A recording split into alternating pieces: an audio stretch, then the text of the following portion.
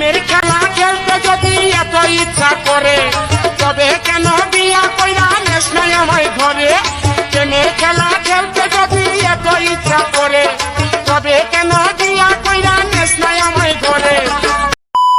কতটা নিম্ন পর্যায়ে নামতে পারলে ভাই এরকম করতে পারে? যারা কি না স্টুডেন্টের মাঝে শিক্ষা দেওয়ার পরিবর্তে ছড়াচ্ছে অশ্লীলতা, তারা কিভাবে শিক্ষক হতে পারে? ভাই এদের এসব কার্যকলাপ দেখে আজকে আমার একটা গানই মনে পড়ছে, সেটা হলো খান সাহেবের। সো চলো গানের সাথে সাথে ইন্ট্রোটা দিয়ে দেওয়া যাক। ভিক্ষা ভিক্ষা কইরা খামু ভিক্ষা, তাও এই জীবনে চাই না এমন উচ্চ শিক্ষা। তগর শিক্ষা দীক্ষা হোক না যতই দামি, ভাই আমার বাংলা কথা ওইসব ভইরা মূর্তি আমি। সো হ্যালো গাইস, হোয়াটসঅ্যাপ, কি অবস্থা সবার, কেমন আছো তোমরা? বরাবরের মতো পজিটিভ গেমার্স চ্যানেলে হাজির হয়ে গেলাম আমরা জানি শিক্ষক হলেন সেই আলো যিনি আমাদের অজ্ঞতার অন্ধকার থেকে জ্ঞানের আলোয় নিয়ে আসেন। একজন শিক্ষকই পারে একজন ছাত্রকে সাধারণ থেকে অসাধারণ করে তুলতে। বাট ভাই বর্তমানের শিক্ষা এমন এই পর্যায়ে পৌঁছেছে যে ভাই ক্লাসের মধ্যে চুম্মাচুম্মি চলছে। হ্যাঁ ভাই, সেরকম একটা কাণ্ড ঘটিয়েছে অন্বেষণ এডুকেশন নামে একটা ইউটিউব চ্যানেল। আমি ভাই একটা জিনিস বুঝতে পারি না, যে এইসব ডেন্ডিঘুর খানকি মাগিদের কাজে রাখেই কি? যাদের চরিত্রের ঠিক নাই তাদের এই কাজে রেখে কি কোনো লাভ আছে?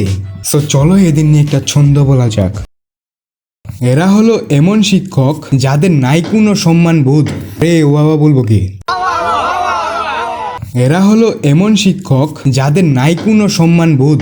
বিশ্বাস করো ভাই, জীবনে একবার হলেও আমি এদের মারবো পুত।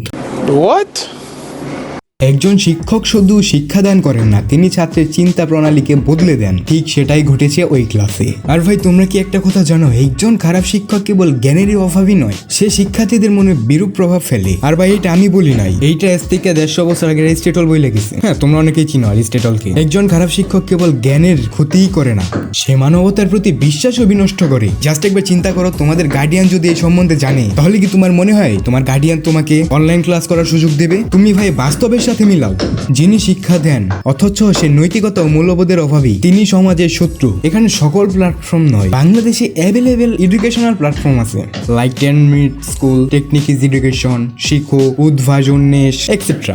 এই যে অন্বেষণ এডুকেশন, এরা আসলে নিজেদের পাবলিসিটি করার জন্য এরকম কাজটা করেছে। এই অন্বেষণ নাকি সেই শিক্ষকদের নামে মামলাও করেছে। ভাই পাবলিসিটি করার পর যদি তুমি মামলা করো, তাহলে এখানে লাভটা কি হলো? যে দেশে নাকি ধর্ষণের মামলার আসামিরাও রেহাই পায়, সেখানে তো এই বিষয় তুচ্ছ। আর আজকে এসএসসি 2025 রেজাল্ট পাবলিশ করা হয়েছে। তো সকল ছোট ভাইদের অভিনন্দন, যারা ভালো ফলাফল করতে পেরেছো, এবং যারা করতে পারোনি তারা হতাশ হইও না। এরকম বাধা বিপত্তি জীবনে আসবে, এইসবের কথা বাদ দিয়ে সামনের দিকে এগিয়ে চলো।